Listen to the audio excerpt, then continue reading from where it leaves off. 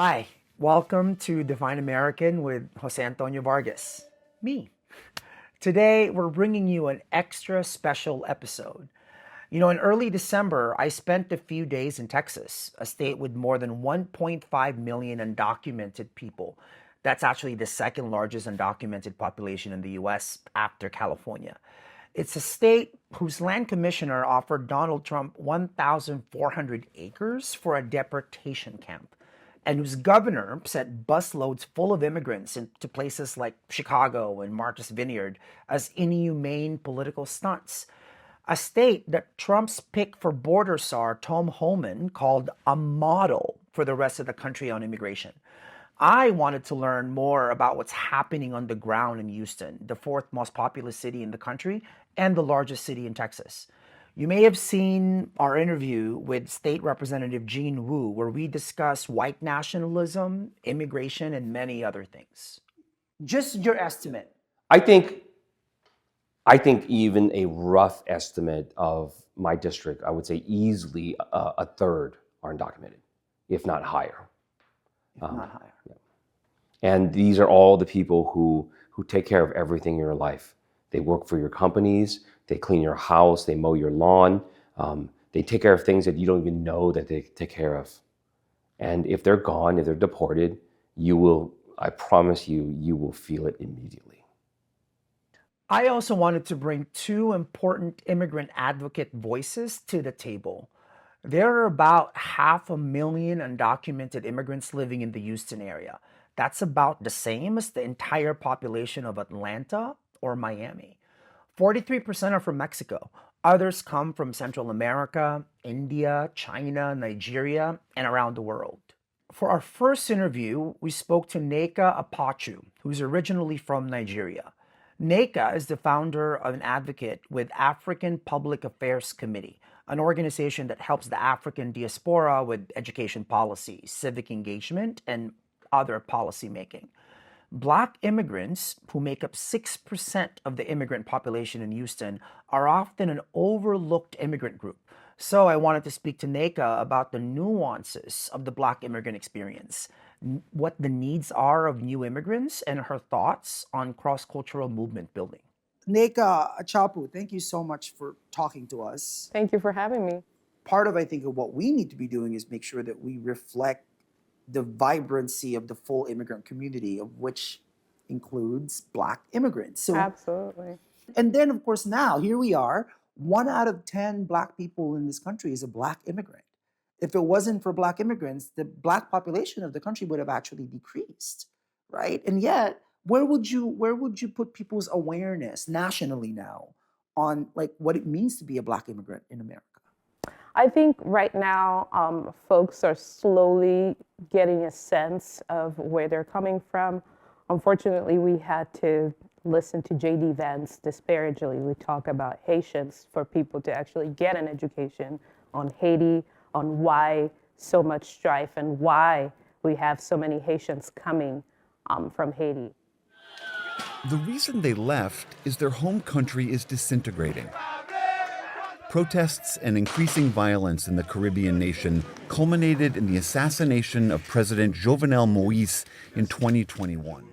And that's one of the first things, at least a foray into that specific group coming into the United States. We have a lot of refugees right now that are coming in from Congo, from Sudan. Those are all areas that have been prone to conflict that have been caused by, super nations and other countries. And now they're flocking here. Why? Because there's instability in their place. And so folks are learning about these instances that are bringing these folks to this country slowly.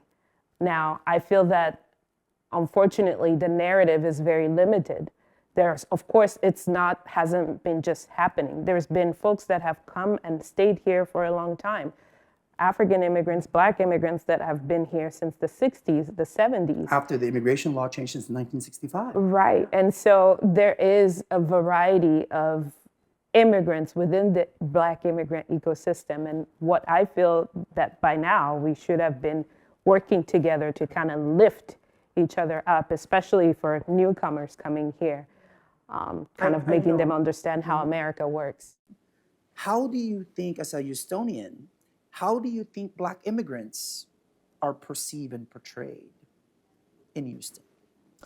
I think Black immigrants and folks in Houston in general have a sense of who we are, the African diaspora, where we come from, the struggles that we go through. It's just that the narrative sometimes when it comes to talking about immigration is very limited. And so some of our stories are almost kind of making us feel as a community that we're invisible. So if you're saying invisible, here we are, immigration is, President-elect Trump has made it clear that this is the number one thing, right? That he is gonna, on day one. What is that like for Black immigrants in Houston? I think very difficult because there are a lot of African diaspora Black immigrant families that are of mixed status families. And so we have folks that have US citizens as mom and dad, and maybe the children are not yet, documented, or vice versa. They have children who were born here, but parents are still undocumented. So there's a lot of that happening within African and Black immigrant communities. What is the problem is that it's very rarely addressed. Folks try to keep themselves and not talk about these issues. And I think that's why there's a lot of invisibility when we talk about immigrants and issues within the Black community. So where do you go for help? If I'm an undocumented Black immigrant, where do I go to get some help? Well, generally you start from the regular Catholic charities, the YMCAs, where you think you're going to get some assistance. Most of the times you can, but you're not going to get specialized assistance, culturally appropriate assistance, because there are few organizations that cater specifically to African and Black immigrant communities. Our organization is one of the first who were trying to do the work of educating the African and Black immigrant community. When you say that, or you mean the African Public Affairs Committee? Yes, African Public Affairs Committee, which is the organization I founded in 2015 to kind of help folks here in Houston navigate the immigrant rights sector and community, and trying to understand, as an immigrant, what are my rights? What legal assistance can I get? What policies that could affect me. We saw a large contingent of folks needing help after SB 4 was passed. The Show Me Your Paper law. Show Me the Papers bill. The law allows state officials to arrest and deport migrants suspected of crossing the border illegally. Because folks did not know what to do if they were being stopped by the police, if they were being held.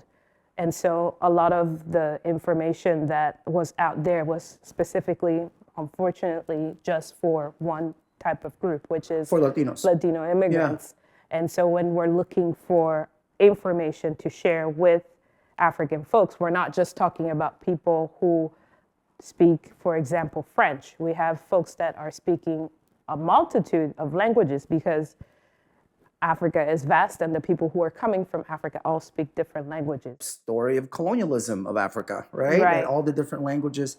Paint me a picture of recent Black immigrants and kind of their journey coming here. So a lot of folks are leaving their country from Africa, flying into Latin America, and then trekking to the southern border. Folks are coming in from various countries for various reasons. One of the reasons, unfortunately, has been the anti-LGBT sentiment that has brought a lot of people leaving their country because they're not able to live and they feel persecuted. So they leave their country in Africa and then do the perilous journey of coming here, not only navigating, the immigration system here in the US, but sometimes being stuck in Mexico for a long time, sometimes facing being kidnapped, being, taken by the... Coyotes? Yes. Yeah, being taken by coyotes. Yep, they pay them too. And then it's just becomes a very dire human rights issue because A lot of them are dying on the way here. But you just said a key phrase there, human rights issue. And I think far too often we don't think of this as a human rights issue. Yeah, that is the Speaking of problem. which, what are the questions that you're getting, especially right now? A lot of the questions are with how can I protect myself? What can I do if I get taken away? What recourse can my family have? A lot of the questions surround the technicality of being taken away and having to deal with that and the aftermath of that with separating families. A lot of the work that we have been doing kind of revolves around protecting those who are already here with information that benefits them. For example, getting IDs, making sure that they're identifiable by having a physical ID that can say, okay, I am here, this is my address, this is my name, and people can be looked up, because sometimes when law enforcement takes you, it could be a pipeline to ICE as well, given that especially here in Houston, we have 287G. Counties that are signed up for the 287G program work with federal customs officials in reporting undocumented immigrants. And I think the other thing too that I want to make sure that we highlight is this is one of the states, you have the largest undocumented population and don't let undocumented people drive. Yeah, yeah. So people are just, we learned driving with Cesar, if you live in Houston, you know that you don't go to the Bel Air area, right? Like the police there would likely to stop you more and ask for ID and all of that. Yeah, it's one of the issues, but the state doesn't realize that it's actually an hindrance and a problem with insurance, right? We have these accidents that happen, and they're a detriment for everybody involved. For And everybody. so it's important that the state thinks about why people should get driver's licenses and how it could help at least increase safety for everybody involved on the streets. But this is the interdependence, right? Like we're all actually connected and depend on each other. How would you characterize the work that is happening so that Black immigrants, Asian immigrants, and Latino immigrants are working together? I think there has to be intentionality in wanting to work together, and I don't see that right now just because there is lack of understanding that there are other types of immigrants living in this city. And so when we talk about language access, for example, we're not considering that Spanish is not the only language spoken in Houston, and that there needs to be more interest in the other cultures. African migrants, or at least African immigrants, are coming from places where they need languages like French, for example, or Swahili or Arabic. There is a need for these things, but very rarely we see these institutions going out there to look and seek for these communities. Can you characterize, like, how about, when all the mis and disinformation around Haitian immigrants in Springfield was happening? As a journalist, I was watching how the news media was covering this. How does the news media here in the Houston area cover Black immigrants? I don't think it covers it very much. I don't think that the Houston media has an invested interest in talking about immigration from the lenses of an African/Black immigrant. And this is a city where, like, more than about 22% of the population is Black. This is very, this is the birthplace of Beyonce, right? Like, this is Black. This is a very proud Black city, right? Right, but when you say Black Black, immigrant, yeah. you're saying Black. And Yeah. when we're talking about Black, most people generally recognize that as African American, Not as Black. not part of Black immigrant/African diaspora. But this is where, when the Pew Research report, I think it was like 2 years ago now, when they came out with that report saying that 1 out of 10 Black people in the country is a Black immigrant, I thought of that as like a really important data that I just wanted to go around all the immigration organizations and all the Black institutions, and say, wait a second, this is an opportunity to connect dots and build bridges.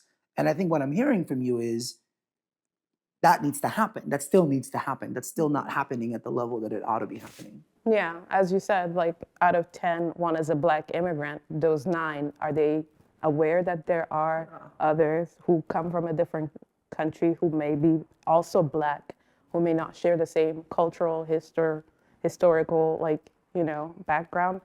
I think that speaks a lot about the work that we still need to do in kind of connecting the dots and making sure that African American and African immigrants have this dialogue and unite in understanding and learning about each other's culture. Now, I have to ask you, by the way, so about your own personal story, like how did you get to Houston?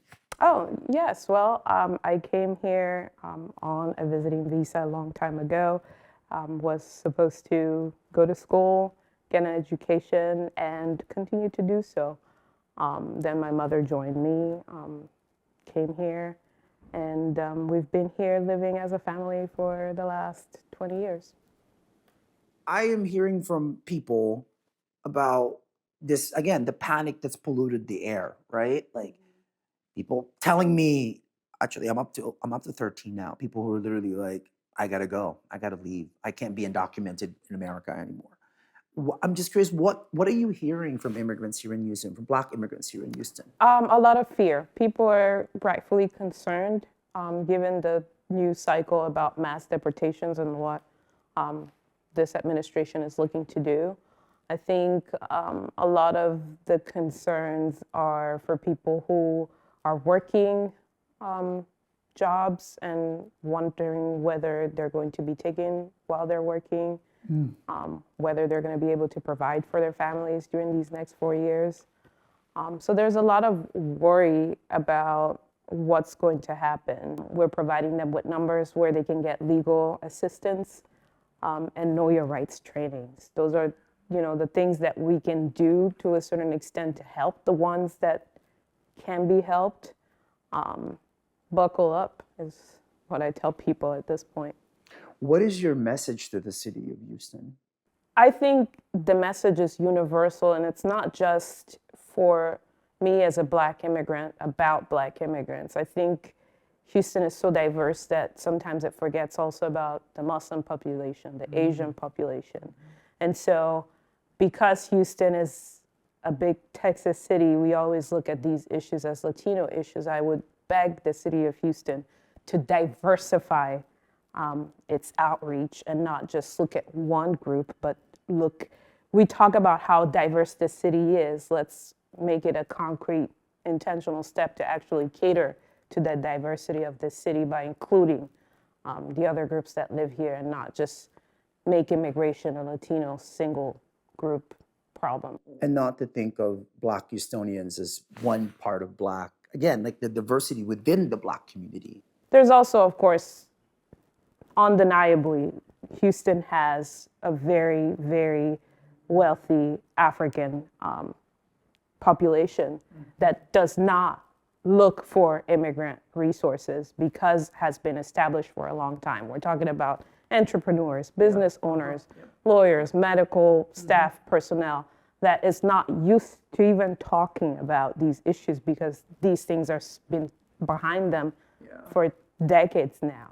So it's important for the city to know that there's different pockets. Again, this is the diversity, Right. right? When people forget, this is the 4th largest city in the country. The whole world is here. And when people think that, they should think the whole world is really here. Unfortunately, we're still in a place where Black, and when I say Black, I mean African Americans, still don't see how African immigrants are still part of the Black experience here in America.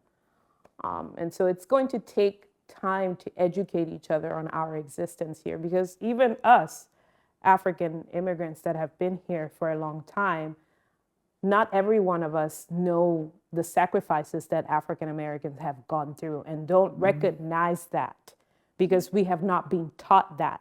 We get that by assimilation because we live here and we see how Black African Americans are being treated or how, we live it as Black people. I'm an African Black immigrant, but I have been addressed as an African American. I know how others see me, but I don't know if others see me that same way as a Black immigrant. So there's still a lot of learning and education that we have to do within ourselves. And what you just described, by the way, it's a whole world. You just describe a whole world of complexity and nuance, right? That I think when we think about the Black experience in this country, we don't do, right? To the detriment of everybody. Next, I spoke with Cesar Espinosa, a previously undocumented immigrant from Mexico who has lived in the US since he was 6 years old. In 2007, in his early 20s, Cesar founded the organization called Fiel, Familias Inmigrantes Estudiantes en la Lucha. I think I said that right, which has now become the largest immigrant-led civil rights organization in Houston. First, you'll see us drive around Southwest Houston, where the majority of residents hail from Central America, but it's also home to many Middle Easterners, South Asians, and East Asians. Then we sat down with him to learn more about his work as an immigrant activist in this very red state. So we are at Burnett Balin Community Center. This is the public park, right? Public park, yes. What is the significance of this park to the So- immigrant community here? So to the immigrant community, this is a hub. This is where families come on the weekends. They have these beautiful playgrounds that are fairly new to bring their kids to. And then we're surrounded by dozens of soccer fields. So soccer, there's a lot of leagues here where families spend considerable amount of time here. My family, when I was younger, we would come here to exercise, to kind of hang out, to have a good time. So there was a lot of memories made at this park to be able to just live and have a breather from everyday hustling and bustling life. In Texas, that has what, 1.8 million undocumented people? Yes.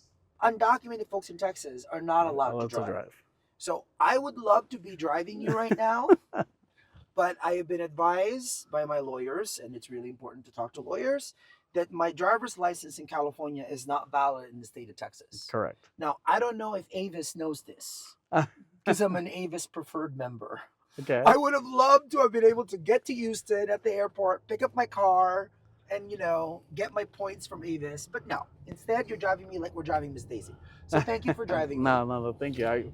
I'm happy to show you around where I grew up Yeah. and the area that really I think represents Houston. So I just want to make sure I get like a real understanding of how would you define Southwest Houston?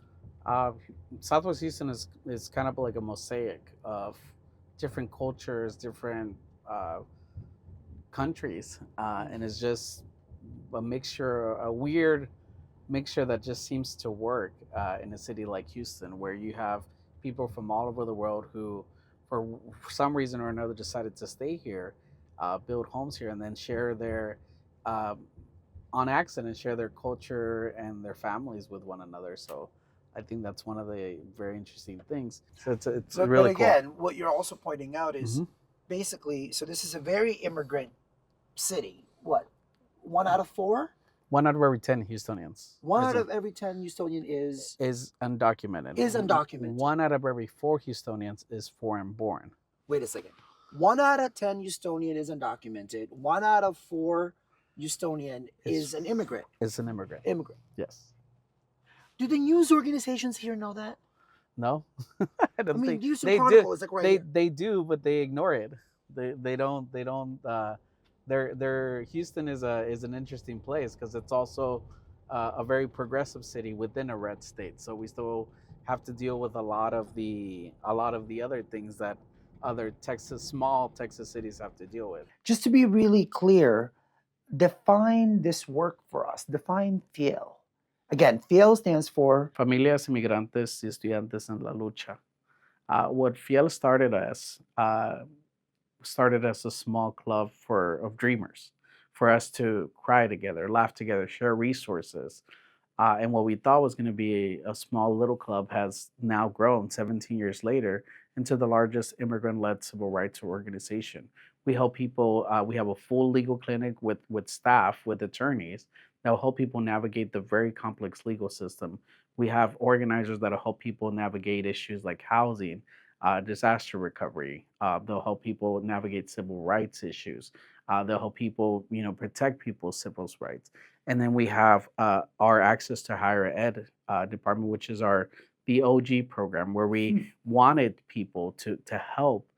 We wanted people who were undocumented or who had questionable immigration statuses to be able to access higher education. And in our work, um, we've graduated kids from all over the place. We've graduated kids from Harvard. I mean, there's stories. You know, when people ask me why is this work so important, if it doesn't pay too much, I always tell them it's not about physical payment. It's about the lives that we're changing. And when you hear somebody that you helped 10 years ago graduated Harvard and are now doing amazing, phenomenal things like finding the cure for cancer, there is no price that you can put on that. Here we are, you know, getting ready for a second Trump administration. What do you say to these young people? You know, most people who are getting into college now don't even qualify for DACA, right? DACA is on pause. What do you say to young people who are just starting out?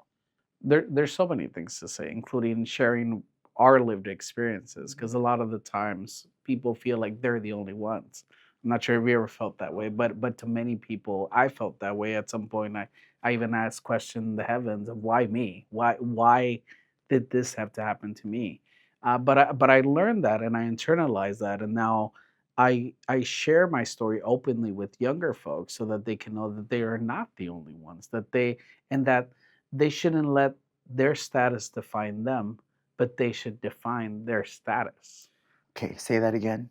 They should not let their status define them, but they should define their status. So it's almost like in taking it in and showing people what it means to be an immigrant, showing people what it means to be a man, showing people what it means. Like, we have to stop letting society dictate who we are and start dictating to society who we really are. And, you know, we were talking earlier about the fact that being an immigrant or saying that you're an immigrant is almost like a bad word, and it's not. It's a beautiful, rich, amazing experience, an amazing thing that we bring to this country. And so what we do now is I tell people, you know, a lot of young people ask me, what happens if I get deported? And my answer has been the same for many years. Is while you're here, if you're here, if you're presented with an opportunity, learn as much as you can. Because at the end of the day, they could take everything that you own. They could take your car, they could take your house, they could take everything. But they won't take what's already up here. They won't take what's already in here. They won't take what you've learned. They can't take that. And you know, there's billions of people in other countries that are successful. So it may be difficult to start all over again, but there is some hope out there for all these young people. And so you know, I often tell people that I'm the worst person to ask, you know, what happens now, because in the end of the day, I'm also fearful. Like, I don't want to, you know, can you imagine after 33 years of waiting, of having DACA, and now I got my legal permanent residency, and then 3 years I can become a citizen. And can you imagine me being stripped of my residency now, and then now, you know, after 33, 34 years having to go back and be deported? Like, I live that because I have a family now. But at the end of the day, I'm gonna fight, and we're gonna fight no matter what, because we believe that this is our home, and we know that this is our home. How has your work changed since the election? Well, our work usually around this time are anybody that has a legal department or a legal clinic or even immigration attorneys know that from end of Thanksgiving until people start getting their tax returns back, it's slow season, because people are just not hiring legal services. People want to buy gifts, or they want to travel, or they want to be with family or things like that. So we usually slow down around this time. This time has been the opposite. We've actually increased the amount of people that we're helping to answer questions for, have consultations with. It's more than tripled in the last 2 weeks. So we are seeing people asking more questions, trying to apply for benefits like advance parole, or you know, so they can be able to do adjustments and things like that. And so we've seen that, but we've also seen an uptick of people just calling and saying, "What do I do now?" What is the most? I'm curious. What is the most common question you get? The most common question that we get is, what's going to happen? Yeah. And the most common answer that we have to give people is, we don't know. We don't know. Because we don't. Nobody knows. And then we also try not to be pessimists, but we also try not to be hopelessly optimistic, because we don't know what a second Trump presidency will look like. We have to remind people that this is his legacy term. So this is what he wants to be known for in history. This is going to be his legacy term. And we see it in other presidencies where the second time around, if they're reelected, they put a lot of their personal agendas into creating that legacy for themselves. And so we don't know what's going to happen, but we can tell people that they should get ready in case the worst happens. We compare, in order to explain it to people, we compare deportations to a fire. You never know when a fire is going to happen. You don't know if a fire is going to happen, but you plan ahead so that you can have an exit plan. So if a fire does happen, it doesn't catch you by surprise. And so this is how we explain it to people. And when people hear that, they kind of get it, and then they start putting things in motion to be able to be prepared in case of this imaginary fire. By the way, I think that is actually the most accessible analogy that I've heard yet somebody use. Cesar, I might use that. I might use. Please use You're right. it. I mean, it is kind of. It may happen. You don't know. But when it happens, you have to make sure that everything is in order. That there's that bag you can take. You know what I mean? That there's contact information and all of that. Mm-hmm. So in this organization, in this city, where 1 out of 4 resident is foreign born, is an immigrant. 1 out of 10 is undocumented in the city of Houston. You're the largest. What? 40% of the city is Latino. 46%. 46%. You're the largest Latino organization that represents civil rights. Yes. And how many people do you have on staff? We have only 8 people on staff, but we are mighty in our 8. volunteers and our interns and the people that support us and help us keep moving forward. But So we're only 8. basically, only 8. Only 8. And then Formidable 8. and then 70% of the 8 are part of the legal department. So definitely the immigrant hustle all around Absolutely. this office. And so 8 people, you said 70% are part of the legal department, and then volunteers as well. Absolutely. We only have 8 people on staff, and we rely on volunteers and interns and people that come by that want to do this type of work, and we want to share this type of work with to keep Fiel moving. But it's important to point out that we have, being the largest membership organization in Houston with 60,000 members, does carry a lot of responsibility, but it also carries a lot of weight in that we're giving our community a voice. So meaning that people know in Houston that if you want to talk about immigration and the rights of immigrants, you go to Fiel. And given that power, talk to me about the Attorney General. So there's a lawsuit against Fiel? Yes, in June of 2024, just a week after we had lost our office to Hurricane Beryl. We were in our brand new office and we got served with a lawsuit by the Attorney General of Texas. This is Attorney General Ken Paxton suing another immigrants' rights organization. The AG claims Houston nonprofit Fiel is violating federal rules governing nonprofits' political involvement. And this has been, we have seen the Attorney General of Texas target other organizations working with immigrants. And we just happened to be his next target this year. Unfortunately, after us, he went after people that were registering people to vote in highly immigrant communities or highly Latino communities. And we've seen him use his office to go after people that he doesn't agree with. And where's the lawsuit now? Right now, we're being represented by Maldiv. It's in the process of appeals. And then we're going to wait to see to this carry out. But we're going to, just like everything else, we're going to fight it to the very end. And again, that's the lucha at the end of Fiel, right? Lucha means fight. Yes. I learned that pretty early on. Now, here we are again, the fear almost polluting the air, right? It's just polluting the air. And you're saying that we've always been fighting. What's the message here?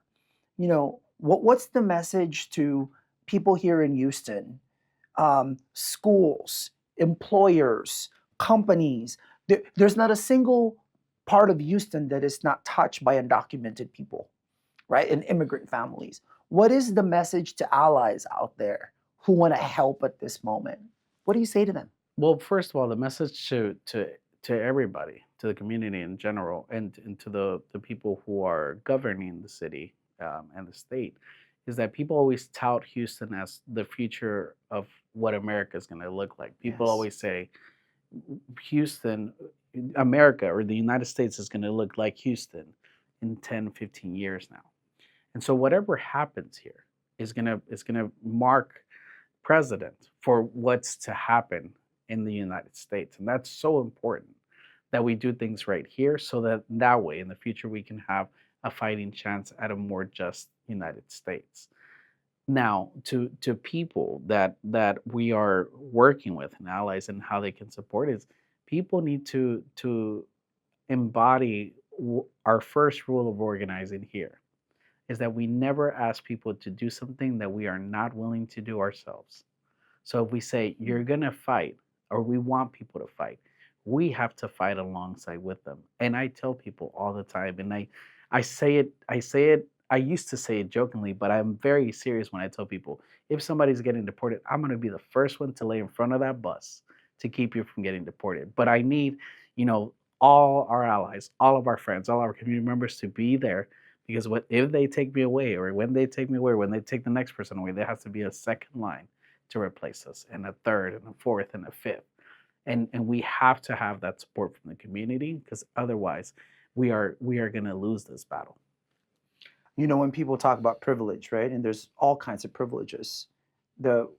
What comes to mind for me is, well, what are you doing to risk yours? And I think that's a question here when I listening to you, going in our thank you for the drive, kind of trying to understand, look, because I have a California is not perfect, but I have the privilege of living in California, right? Where I can drive, right?